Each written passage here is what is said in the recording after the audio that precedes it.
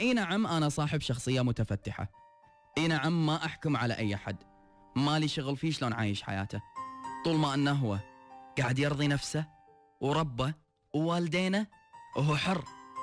لا انا راح اتحاسب وياه ولا هو راح يتحاسب معي. خلي يصيبه اللي يصيبه وخلي يصير له اللي يصير له، دام انه راضي على نفسه، ايش حقي انا ما ارضى عليه؟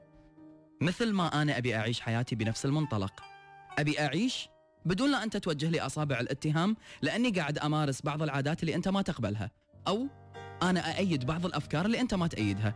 طيب تأييدي هل هذا قاعد يضرك؟ هل نقص من حلالك؟ هل خذ من عمرك؟ هل نومك بالسكة؟ هل خلاك بأن أنت تكون إنسان مو سوي ولا مستقيم ولا عاقل؟ لا. صحيح أعترف بأني أنا بني آدم صاحب شخصية متفتحة، إلا معك. إيه لا عاد، خلنا نكون واقعيين شوية. أنا أرضى بأن الناس كلها تشوفك، وأرضى بأن الناس كلها تخاطبك، ولكن يا ويله من سواد ليلى اللي قرب منك. حزتها عادي أرجع للعصر الحجري، عادي. وكنت أقول إيش فيني؟ المفروض أني أرضى، والمفروض أن الأمور عادي. بعدين خطوة بعد خطوة قمت أشوف اللي طالعك يأذيني، قمت أحسد كل اللي حوالينك، قمت أتأذى إذا شفتهم قراب لقلبك أكثر مني أنا. المفروض أنه عادي، والمفروض أني أتقبل جميع الآراء، والمفروض أني أتقبل جميع الأشخاص. شنو هالتناقض اللي أنا قاعد أعيش فيه؟ ليش أنا أرضى هالشيء هذا ولكن عليك ما أرضى؟ عليهم غفور رحيم وعليك شديد العقاب؟ إيه أنا آسف. شيء واحد ممكن يخلي عقليتي المتفتحة تختفي، شيء واحد بس، غيرتي. أنا غيور لحد الجنون. لا صار الموضوع عند الغيرة، لا تيجي تقول لي وينك؟ تقبل، أنت مو صاحب شخصية متفتحة، أنت مو ترضى بكل شيء وبكل الآراء، ارضى برايي. لا لا لا لا ما راح أرضى برايك. اللي يصيب يصيب.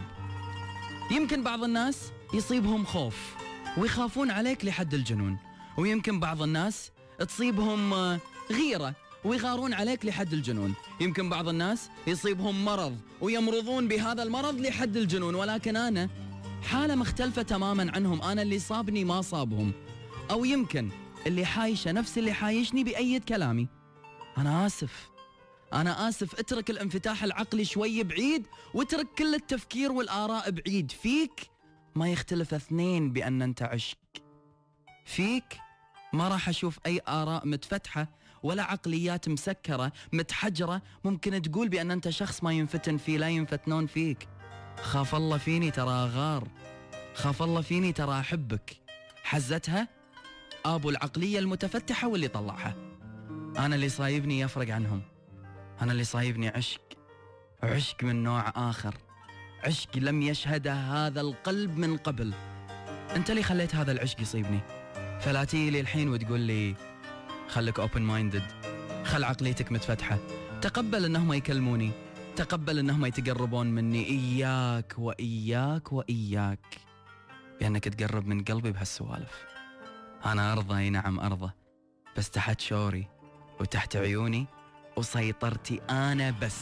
دكتاتوري في عشقك، نعم أنا دكتاتوري، وبعيوني ما أطالع من البشر غيرك أنت، وبعقليتي المتفتحة وتفكيري وتقبلي لجميع الآراء أنا جيد جدا ولست ممتاز، ومعاك أنت أنا ضعيف بل راسب، لأني ما راح أتقبل رأيك إذا كان اتجاه غيري، ولا راح أتقبل إحساسهم، ولا راح أتقبل تفكيرهم فيك لو لحظة. عسى اللي يفكر فيك مرة ما يقدر يتذكر حتى شو اسمه، وعسى اللي يشوفك بعين عشق مرة لا ما بيدعي عليه بالعمى. هذه وايد صعبة، بس هذا اللي صايبني، وإن صابني عشقك لا تلومني من اللي قاعد يصير. وإن صابني عشقك أنا أرجع إلى تلك العصور القديمة وأكتب فيك ما لذ وطاب من الكلمات. اللي صابني ما حد يفهمه، اللي صابني عشق، حزتها أغلق عقليتي، أغلق تفكيري، أغلق كياني، وترك لي بس قلب ينبض عشق، ينبض عشق، ينبض عشق، ينبض